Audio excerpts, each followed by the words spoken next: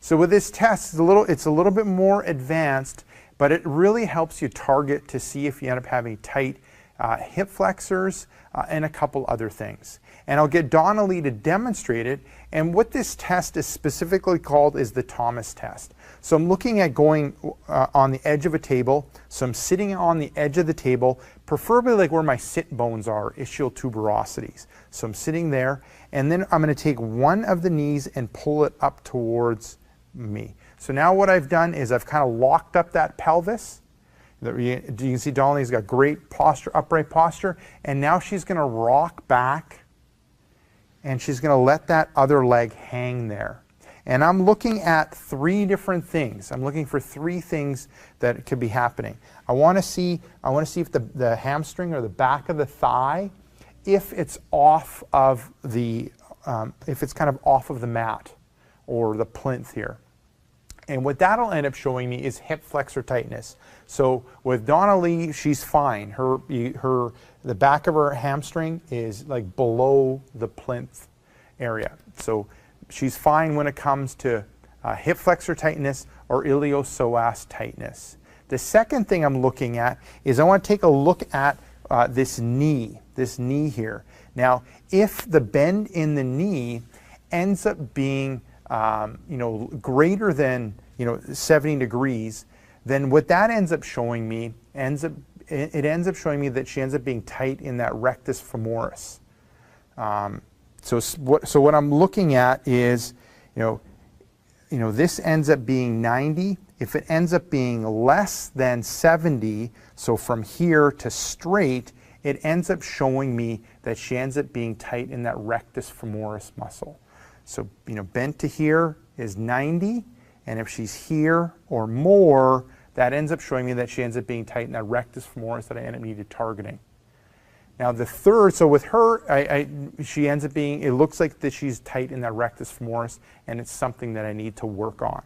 Then the third thing that it ends up showing me is I'm looking at her knee and seeing how it is in line with her hip. If the knee is out to the side, that ends up showing me that she ends up having IT band tightness. So out to the side here, there ends up being tightness in the IT band. And if I see that leg out to the side, then that ends up showing me that it's something that I need to work on with her, loosening up that IT band. Perfect. And now, Donnelly, I'll get you to switch over and go to the other side. So we looked at that right leg. Now we'll try the other side.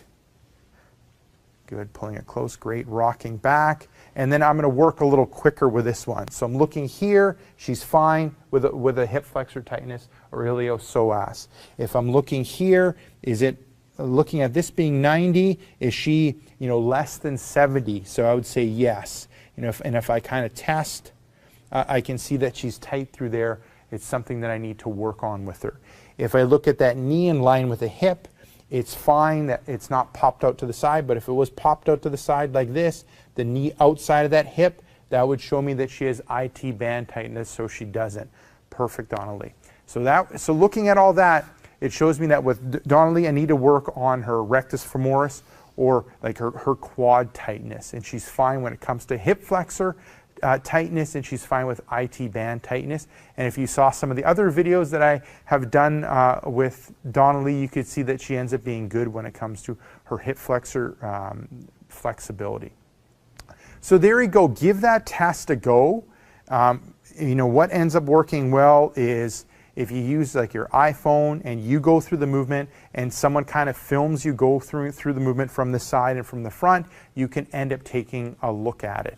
Or you can just have someone end up quickly testing you, looking for those three different things. So you can end up using a plinth like this. If you're in a gym setting, you can end up using like a bench to go through the test. If you're at home, you can use your table, but kind of be cautious when it comes to the table and don't go too crazy or it'll flip over.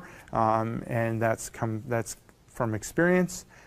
Testing things out at home on the kitchen table. So make sure that you end up on a good stable table when you're going through this exercise. So this is Rick Casellas from exercisesforinjuries.com. Give that advanced test, that advanced hip flexor test, a go, and let me know how what the results are for you. So this is Rick Casells from exercisesforinjuries.com. Make sure to swing by exercisesforinjuries.com. Enter in your injury or pain. There's a good chance of an article, video, or an interview that'll help you with your injury or pain. So this is Rick Casells from exercisesforinjuries.com saying take care and bye-bye.